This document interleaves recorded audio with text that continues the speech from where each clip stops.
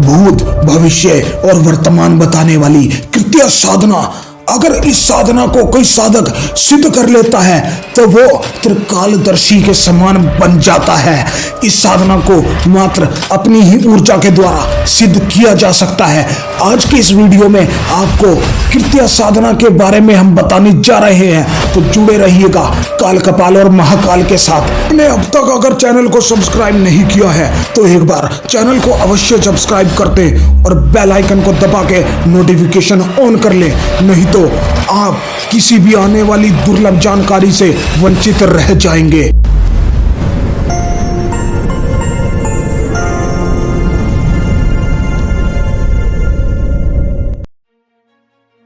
धर्मशास्त्रों में आपने पढ़ा ही होगा कि जब भी देवी या देवताओं अथवा राक्षसों के ऊपर किसी भी प्रकार की विपत्ति आई हो तो उन्होंने अपने योग बल से एक ऐसी शक्ति का निर्माण किया जिसके द्वारा अपने कार्यों को सिद्ध कर लिया। कृत्य साधना एक ऐसी ही साधना है जिसकी सिद्धि करने के बाद व्यक्ति के अंदर असीम शक्ति पैदा हो जाती है। कृत्य साधना वास्तव में एक असीम शक्ति की ऊर्जा है जो असंभव कार्य करने की क्षमता रखती है।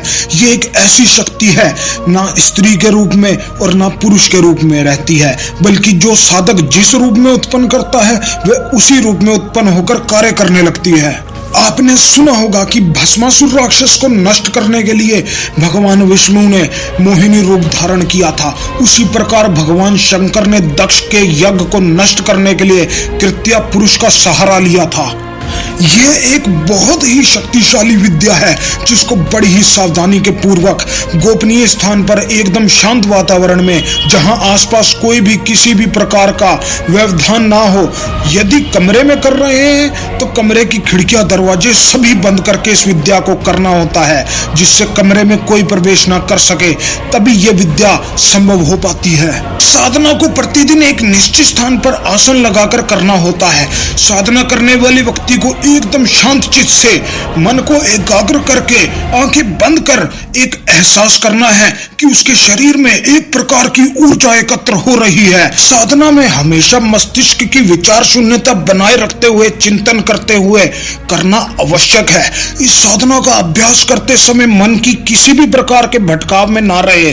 किसी भी प्रकार की साधना में मानसिक बल नहीं देना चाहिए जिससे थकान महसूस हो, बल्कि उसे आंतरिक भावना से महसूस करना चाहिए। कृत्य सिद्धि साधना के लिए प्रातः काल सूर्योदय से 1 घंटे पूर्व और सूर्योदय के 1 घंटे बाद तक का समय उपयुक्त होता है। साधना के समय स्थिर चित्त से आसन पर बैठकर कल्पना करें किसी शरीर के प्रत्येक अंग से कुछ तेज निकल रहा है और एक कन्या का निर्माण हो रहा है, और सबसे पहले कृपया के सर का निर्माण हो रहा है, फिर आंखें, हाथ, पैर और उसके हाथ पैरों आदि का निर्माण हो रहा है। ऐसी कल्पना साधक को करनी होती है। कुछ समय बाद साधक को आंखें बंद करने के बाद उसके शरीर से मानस रूप में कन्या स्पष्ट दिखाई देने लगती है, और इस समय आपको चिंतन करते रहना है और उसे देखते रहना चाहिए। उसे अपनी आंखों से ओझल नहीं देना है।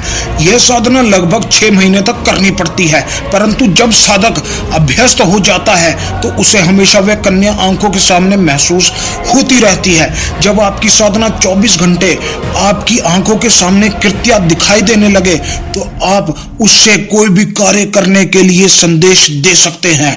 जैसे इस समय दिल्ली में क्या हो रहा है तो कृत्य वह तत्काल आपको बता देगी।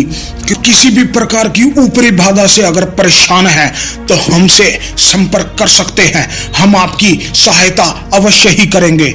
यदि आपको हमारे द्वारा दी गई ये जानकारी पसंद आई हो तो इसे अपने दोस्तों और परिचितों एवं व्हाट्सएप और फेसबुक मित्रों के साथ नीचे दिए गए शेयर बटन के माध्यम से अवश्य शेयर करें। वीडियो पसंद आई हो तो एक लाइक जरूर कर दें। अगली बार एक नई रोचक और नई साधना के साथ आपसे जुड़ेंगे। तब तक के लिए अपना बेहद ख्याल रखिए।